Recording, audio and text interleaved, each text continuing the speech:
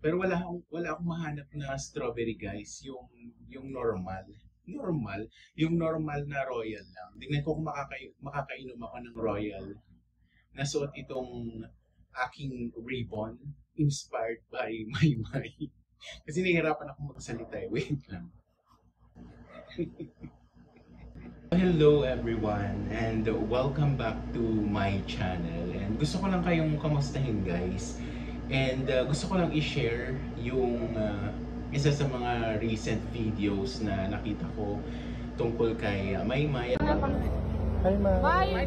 Thank you, bye. Bye, salam. Bye. Ingat kayo. Kanina pa kayo? Dito. Ako din. Bye. Alam naman natin na merong nalilink sa kanya ngayon. Maraming nagko-comment sa video na si Edward daw, kamukha ni Edward. Tinatanong kung sino yung kasama ni Maymay. And I think si Joaquin. Tama ba ako guys? Ayan, so si Joaquin yung kasama ngayon ni Maymay na napapabalitang, ayoko naman na nagko-confirm, di ba? Sino ba ako para mag-confirm? Di umano ay meron ng relasyon itong si Maymay at saka si Joaquin Enriquez. Single naman si Maymay, single naman yung lalaki, and bagay naman sila, di ba guys? Wala naman silang inaapakang tao, wala naman silang ginagawang masama, nasa tamang edad naman sila. So kung gusto nilang magkaroon ng special relationship sa pagitan nila, di ba? Wala namang masama doon. And naiinis ako kasi this is not the first time.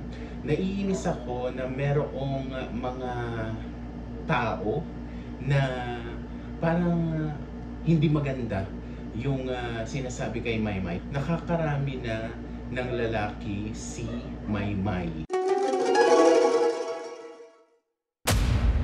Hindi ka na nga maganda, hindi pa maganda yung nalabas sa bibig mo. So ano na lang, di ba? Saan ka na lang babawi?